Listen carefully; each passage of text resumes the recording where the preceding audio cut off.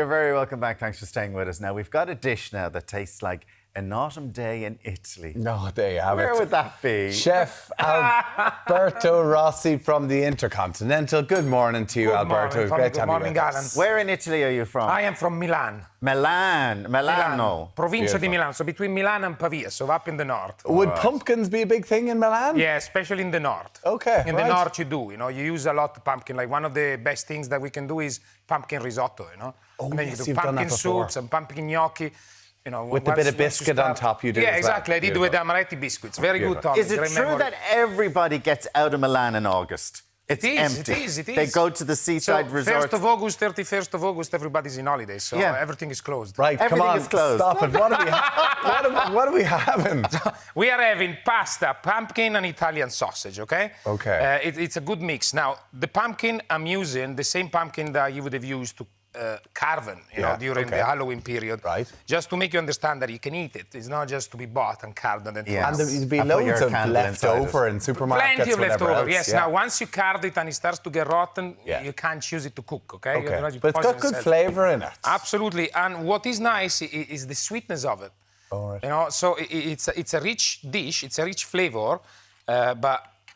Would you make pumpkin soup in the hotel? Yeah, we do pumpkin soup. So pumpkin, there is butternut squash, there is pumpkin, so many different pumpkin family, Yeah. We use a lot of the butternut squash that on the scale of the pumpkin flavour would be the lowest. I love butternut squash. It's nice. Yeah. Instead, this one would be a bit more sweet. And then there is the one with the corrugated skin on the outside, a little bit green and yellowish. That's a bit thicker. Okay. And it's a stronger flavour, okay? So what we do here is I have the sausage and I cut it. So this is Italian sausage. If you don't have Italian sausage, can other stuff You can use maybe Toulouse sausage. That would be the French sausage, but it's widely available everywhere, Okay. Just the Irish sausage for breakfast is too pasty in a way, so it would just not give the same flavour, okay? I still love it. So don't worry. Yeah, you still love an I'm not dissing it. An Irish pork sausage for breakfast, I can't beat it. So what you do is you have a pan on here over medium heat and you cut your sausage, you dice it, okay?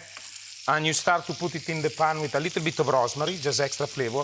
Now, is that going to cook in the time you have here, yeah? No, what you do here is you only pre-cook a little bit the sausage. So you only cook it for about 4 or 5 minutes and then you take it apart.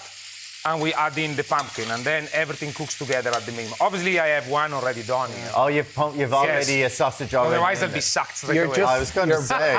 Browning it off, is that it? We're browning it off, and what happens is that while you're browning it and searing it, all the flavour and all the extra fat stays in the pan. Oh, yes. So what we're going to do at this point, we're going to cook it a little bit and then remove it.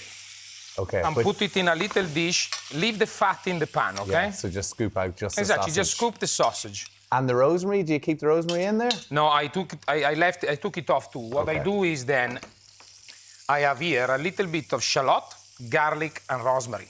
Shallot is like an onion, but if you buy an onion, usually they are big like that, and by the time you use it, it's too much. Pain in the neck, yeah. So I use shallots that are a little bit smaller, okay? So here you have your flavors in there, and then the pumpkin. I know onions do go off, but I'd buy a little bag of onions. I'd have them for like a week or two. But it depends how big they are. You can find them. No, but I get the medium ones. Yeah. Depends how you're using them, I guess.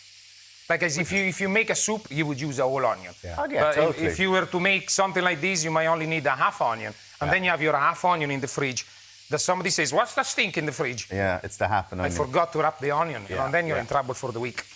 So you don't want that. So here now you're just searing it off with the shallot and the garlic and the rosemary. And what we do is you just add some water to it, okay? Now, obviously, you're not putting the pumpkin seed. You cut the middle out of the pumpkin as well. I did. It's very straightforward. I always say be careful not to cut yourself. Right. But it comes like this, and then you have the skin. Yeah. The easiest is always to put it on the side on your chopping board, and you shave it off. Like that. I see a lot of people doing like this, that they put it in their hand. And I do it because I'm working in a kitchen every day with knives and everything, but always be safe. Because we are at the point where my kid says, "Can I go slice the bread?" And I'm there freaking out, thinking they're gonna slice their fingers off. So it's dangerous. So you put in a little bit of water, and that with the water inside the pumpkin cooks it, okay?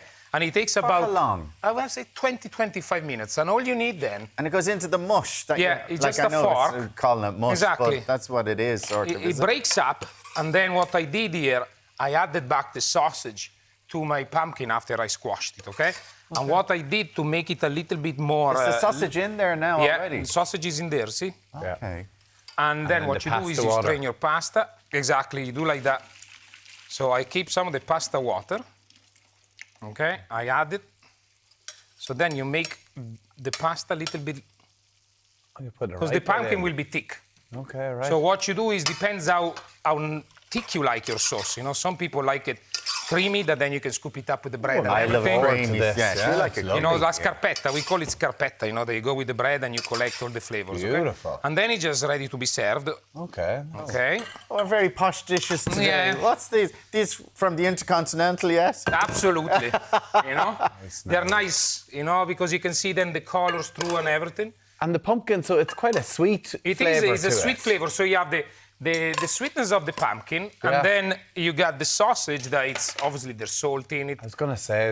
And there's fat in it, so it cuts through. And always a bit of... Parmesan or pecorino? This is grana padano. So what's that now? It's like... so in English you have the word Parmesan cheese, but it's actually two. Grana padano, that is from the Milan region and all that region, and then you have Parmigiano Reggiano, that is down Bologna, Emilia-Romagna. Yummy, yeah. Very nice, and it's simple. Gets rid of the pumpkin that you've been building up in the house as well. Alberto, thank you so much. You're very welcome. Lovely stuff. Delicious.